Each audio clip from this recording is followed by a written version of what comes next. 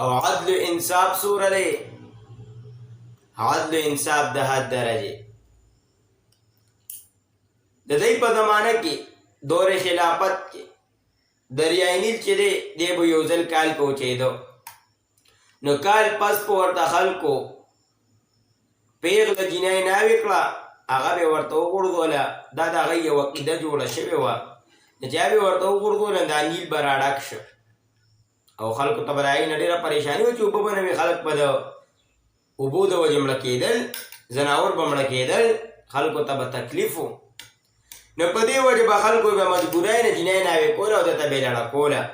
خو خوند یې اخیستی و ناوې جنۍ به ورته لړه نو چې کله دی دور خلافت رالی عمر رضی الله تعالی عنه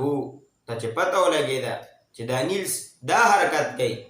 او زما په خلافت کې دا حرکت کوي خلک دته جنۍ غورځوي بې قصوره بې ګناه هسې ضایع کېږي خلکو ته وایي څه کال به نه غورځوئ څه کال به جنۍ نه بوځئ بلکې راځي وایي جنۍ خلکو بوتله ناوې کړې وه وایي واپس یې کړه پې چې دا به نه غورځوئ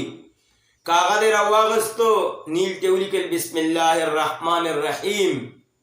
زه عمر ابن خطاب د جناب محمد رسول الله صلی الله علیه وسلم غلام تا ته خط لیکم که ته چېرې په خپلې مردای چلیږي په خپلې مردای در کې اوبه دي نو چلیږه